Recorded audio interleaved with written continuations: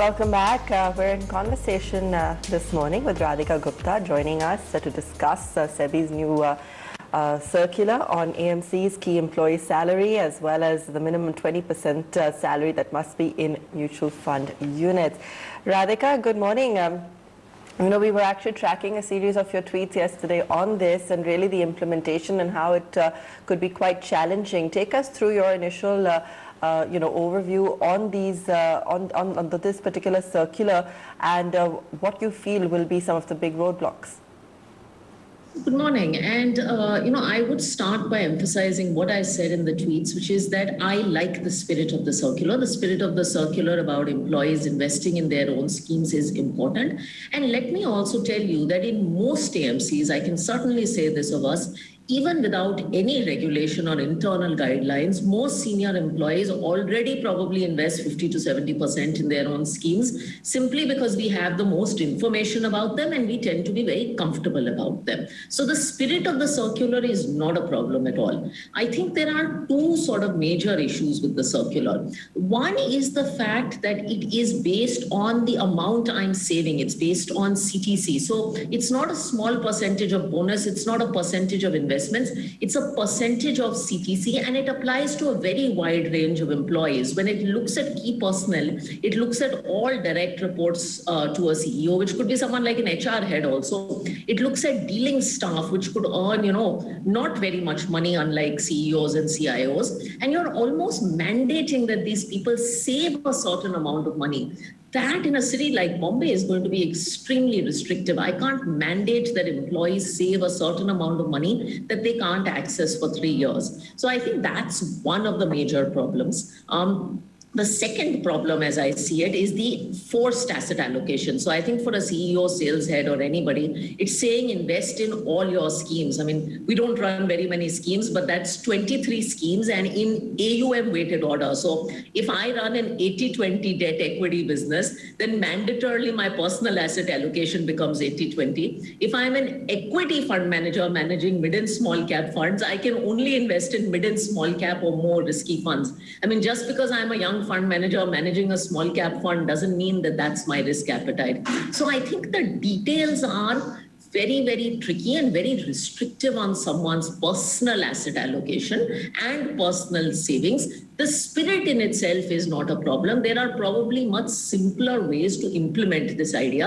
And as I said, we're already doing it in most AMCs.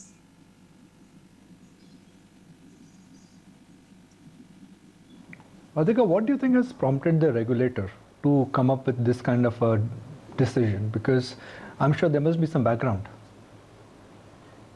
I don't have the background or industry discussions, even though I'm a member of the AMFI board. I suspect what has come up is that, if you are in a fiduciary business, when senior fund personnel have their own investments, it perhaps improves the skin in the game. It makes you manage money more responsibly. There's actually nothing wrong with that. I reiterate that there's nothing wrong with that. If it was limited to a set of 5 to 6 senior fund personnel, in any case, the people in an AMC who have fund decision-making rights are the CEO, senior investment professionals, and head of risk and compliance. So something has to go wrong. It squarely falls on the shoulders of these guys. Even a head of sales or a head of HR, by investing in his schemes, his ability to make better investment decision-making is very, very, confusing to me. So I think that is what's driving it. And as I said, I am not questioning the intent at all. I'm questioning the implementation.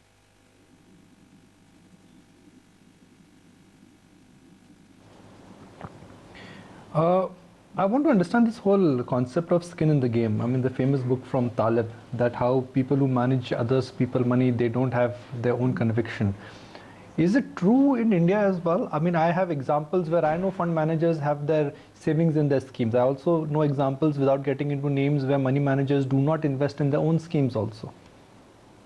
So I think it's a mixed bag. As I said, I have for years, invested about 70% of my money in my own schemes. And I can say this of my senior management. I would say the reason most of us invest in our schemes is twofold. One is I think we genuinely like what we do. We genuinely trust our products. And secondly, we are discerning people and discerning investors. We probably have the most information. Like if I'm investing in fixed income schemes, I definitely have more comfort with Edelweiss AMC because I have most information about what happens. And I think that's the reason most of us invest. However, most of us, to say a mid-cap fund manager only invests in his mid-cap scheme, I think that might be a little different. I have a fixed income CIO, for instance, who invests in our own equity schemes. So we are all leadership of an asset management company, and regardless of what schemes we manage individually, I think most of us choose to invest in our own schemes, and we should invest in our own schemes.